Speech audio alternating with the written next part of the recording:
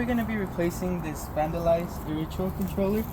As you can see, they have brought it to the ground, and they have sent us to upgrade it with smarter irrigation. So we're going to be installing this Hunter Hydrawise. I personally love these Hunter controllers. This one in specific is the HCC-800-PL, which stands for plastic.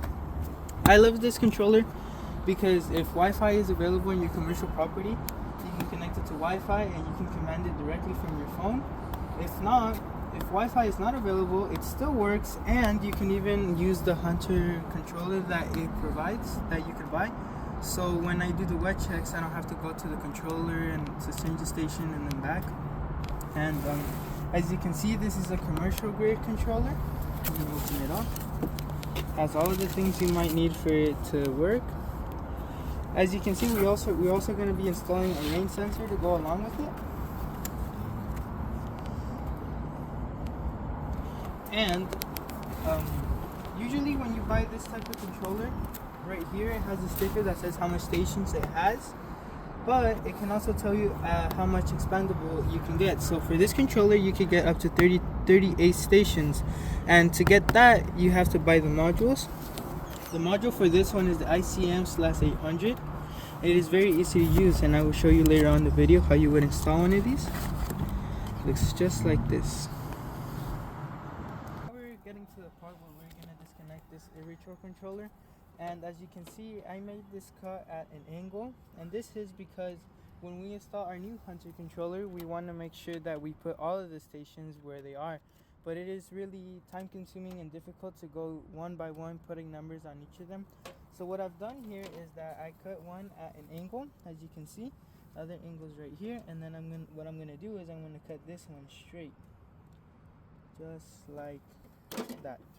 So now you may be wondering why I did that. So now when we take off these connections and we go and we install the new controller and we put these connections back over there, we can see which is kind of which by going through the angle, as you can see.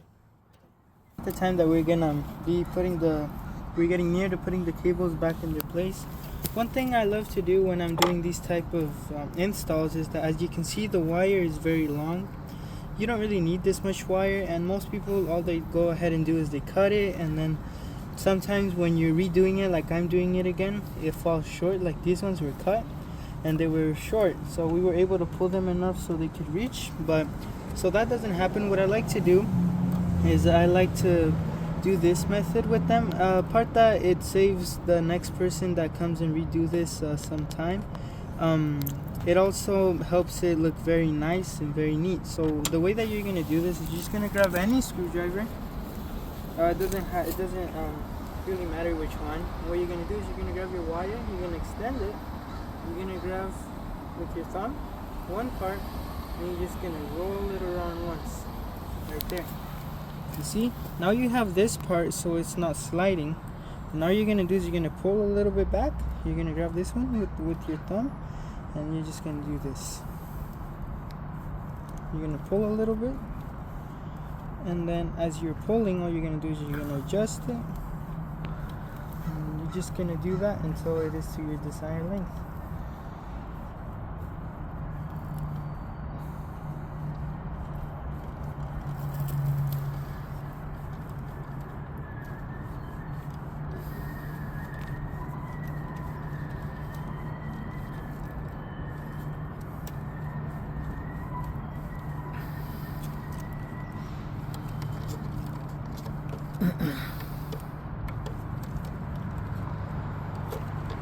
We'll just take this off.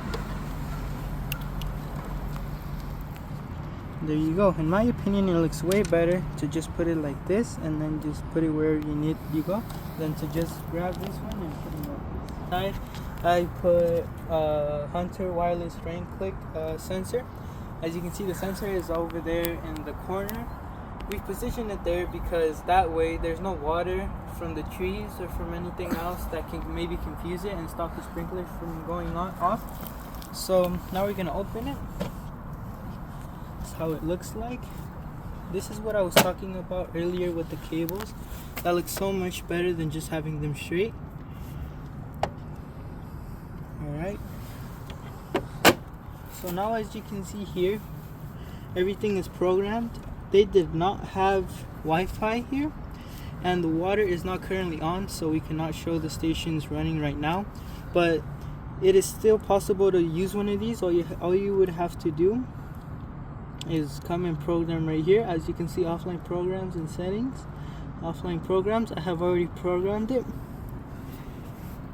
That's how it would look like. So you are still able to use one of these Hunter smart controllers even if you don't have any Wi-Fi that is available, or if you're temporarily out of Wi-Fi.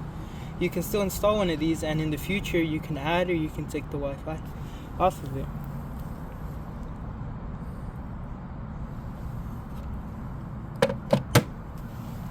You can see this is the final product. We put them up, as you can remember in the beginning of the video. They were laying down. We painted them a little bit, and we installed a controller, a Hydrawise smart controller. So this is the final product.